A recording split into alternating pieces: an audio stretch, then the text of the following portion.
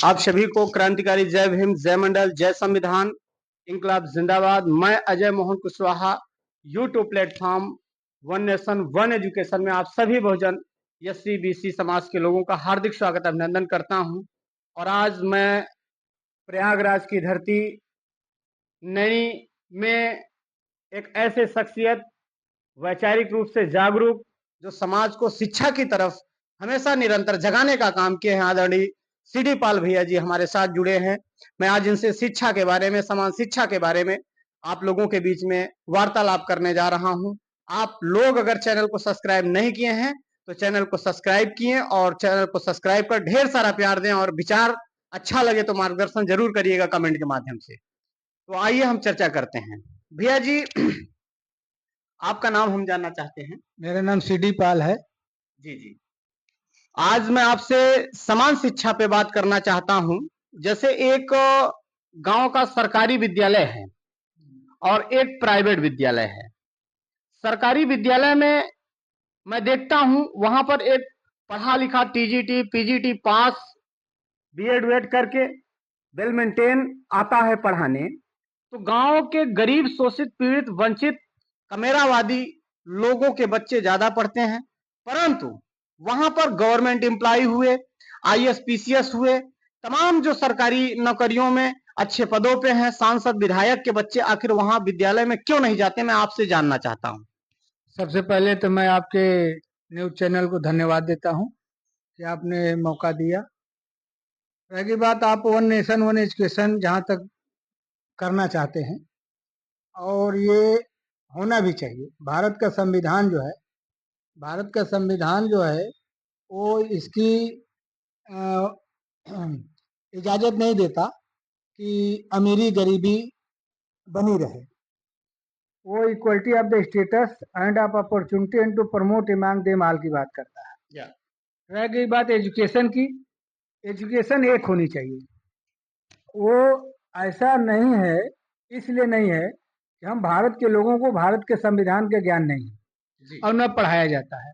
जिस दिन भारत का संविधान हम भारत के लोग पढ़ लेंगे, अपने हक अधिकार को समझ लेंगे, तो जो आपकी विषय है वो विषय का आप सॉल्व हो जाएगा, जो क्वेश्चन है वो सॉल्व हो जाएगा। क्योंकि भारत का संविधान में 6 से लेके 14 साल के बच्चों को फ्री और निःशुल्क पढ़ाने का प्रावधान है।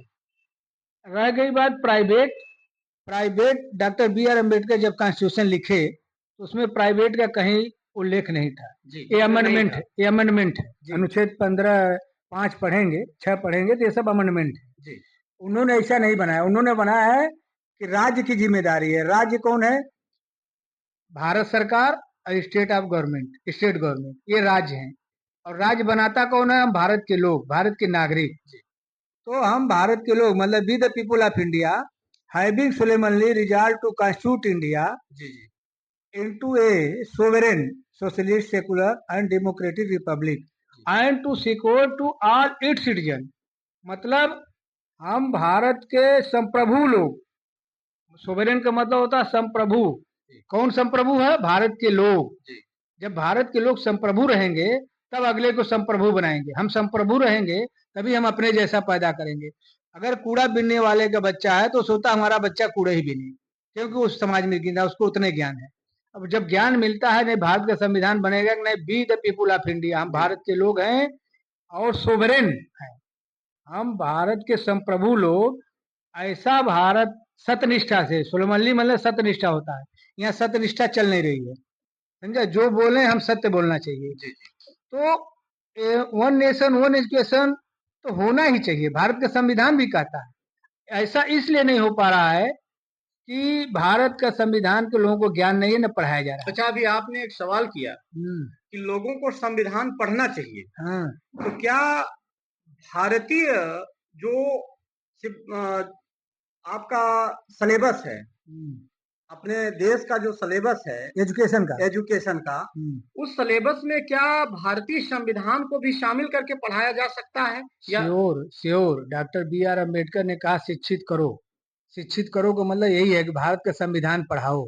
जब इस भारत के संविधान के ज्ञान नहीं रहेगा भारत के लोगों को, क्या सही हो रहा है क्या गलत हो रहा है, हम जो नेता चुन रहे हैं सत्यनिष्ठा की शपथ लेता है वो, और उसके बाद भारत के संविधान का भावना के अनुरूप काम कर रहा है कि नहीं कर रहा है, वो भी नहीं भारत का संविधान पढ़ता, वो भी साइन कर देता है और वो समझता नहीं कि इसका क्या मतलब है।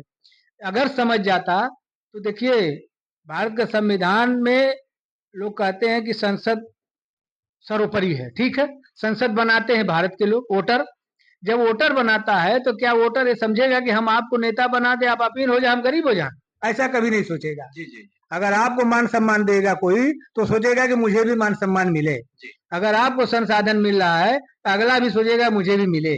लेकिन उसकी अज्ञानता के कारण और 26 नवंबर 1949 के पहले की जो व्यवस्थाएं थी, जो अनुच्छेद 13 ने शून्य कर दिया है।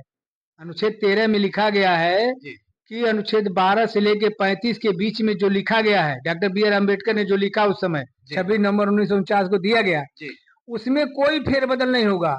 अनुच्छेद 368 भी नहीं लागू होगा। अमेंडमेंट जो करने का पावर मिला है अनुच्छेद 368, वो भी नहीं लागू होगा, लिखा अनुच्छेद 13 में, लेकिन फिर भी अमेंडमेंट हो रहा है। तो यानी जो है इस देश में जो है, जब 15 अगस्त 1947 को हमारा देश आजाद तो हुआ, लेकिन शिक्षा रूपी गुलामी से पुनः गुलाम हो गया। उसके कारण है कि भारत के संविधान की अज्ञानता। तो और आज हम इसी पे आपसे यह जानना चाहते हैं कि जैसे आज एक सांसद जीतता है, सांसद बनाने वाले यही गांव के गरीब, शोषित, पीड़ित, वंचित है, वो जीत के जाता है लोकसभा में, परंतु उनके बच्चे विदेशों में पढ़ते हैं, बड़े बड़े महंगे कॉन्वेंटों में पढ़ते हैं, और आज हमारे लिए कानून बनाने वाले सांसद, विधायक हमारे लिए कानून बनाते हैं, लेकिन उसी कानून को आखिर क्यों नहीं मानते कि हमारे भी बच्चे सरकारी विद्यालय में पढ़ें? बता तो दिया कि भारत का संविधान का ज्ञान नहीं है। वो बच्चे जो जिनके बच्चे गरीब पढ़ रहे हैं खिचड़ी वाले स्कूल में, जी, उसमें पढ़ रहे हैं प्राइमरी में, तो उनको ज्ञान नहीं। वो इस चीज का क्वेश्चन करें ना, जब नेता आते हैं, जब नेता बनाते हैं, नेता बीच में आता है उनके, तो जब ज्ञान रहेगा तभी तो बोलेंगे। इस चीज का ज्ञान है नहीं, वो तो परंपरा देख रहे हैं। भाई पहले राजा लाठी मार के राज करता था, अब जो नेता बन जा रहा है नियम बना के लाठी मार रहा है। वो नियम गलत बन रहा है कि सही बन रहा है, उसको जुडिशियल को भी देखना चाहिए। अब जुडिशियल जो भाई संसद को अधिकार मिल गया कानून बनाने का, अब कानून भी बनाना चाहिए संविधान के भावना के अनुरूप। अगर अनुरूप नहीं बन रहा है तो जुडिशियल को देखना चाहिए कि नहीं बन रहा तो इसमें हस्तक्षेप करना चाहिए, लेकिन नहीं कर पा रहा। हमारे जो जिन्होंने संसद बनाया, जिन वोटरों ने बनाया, उन वोटरों को इसका ज्ञान नहीं है। अब ज्ञान न होने के कारण वोटर भी नहीं बोल पा रहा है। तो अच्छा, दूसरी बात, जो संसद में नियम बन गया उसी का वो देखती है जुडिशियल कि जो बना है उसका पालन हो रहा है कि नहीं। लेकिन जुडिशियल का ये भी एक अधिकार बनता है कि संविधान की भावना के अनुरूप बना कि नहीं बना। लेकिन वो क्या है, अज्ञानता के कारण डेमोक्रेसी जिसको कहता है, मेजॉरिटी की बात आती है, मेजॉरिटी में जो पास हो गया उसी के चला रहा, जो कि संविधान अलाउ नहीं करता। आज देखिएगा 10 साल में बाद, आज अभी संविधान की बात आई है इस साल, सभी नेताओं ने संविधान की बात किया। आज कांग्रेस के राहुल जी हाथ में लेके कांग्रेस बोल रहे हैं संविधान, लेकिन अनुच्छेद 1 में लिखा है India that is Bharat, Bharat अर्थात भारत बोल रहे हैं हिंदुस्तान। गलत बोल रहे हैं ये, बिल्कुल। उनको सोचना चाहिए ना कि संविधान हाथ में लिए हो, उस संविधान के अनुच्छेद में कहा या किसी अनुच्छेद में हिंदुस्तान लिखा हो तो कहीं नहीं लिखा है, कहीं नहीं लिखा, लेकिन दिखा रहे हो संविधान, इसका मतलब आप सत्यनिष्ठा पर नहीं हो। जी जी, तो बोलो, उसको देखो ना। उनके अध्यक्ष बोल रहे हैं कि संविधान की प्रियम्बल का जो अनुयायी हो वो पार्टी हमारे साथ रहे।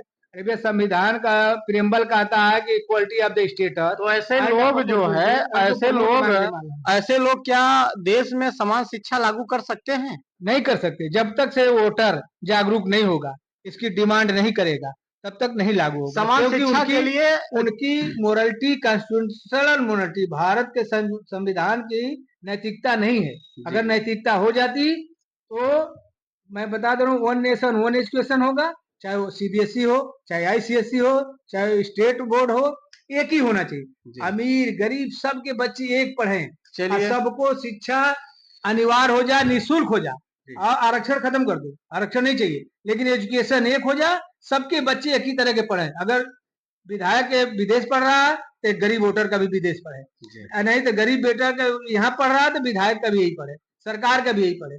आरक्षण खत्म कर दो, आरक्षण की जरूरत नहीं। एजुकेशन मस्ट इक्वलिटी होनी चाहिए। बहुत बहुत धन्यवाद जो है आज आप लोगों ने जैसा कि आदरणीय बड़े भाई वरिष्ठ समाज सेवी के रूप में जो है सीडी पाल जी ने आज हम लोगों के बीच में समान शिक्षा पे अपना जो है वक्तव्य रखा। आप सभी लोग इस चैनल को सब्सक्राइब करें और विचार अच्छे लगे तो आप सभी लोग लाइक कमेंट के माध्यम से अपना मार्गदर्शन जरूर करें। और नए वीडियो के साथ, नए विचार के साथ आप लोगों के बीच में मैं अजय मोहन कुशवाहा पुनः हाजिर होऊंगा। बहुत बहुत धन्यवाद।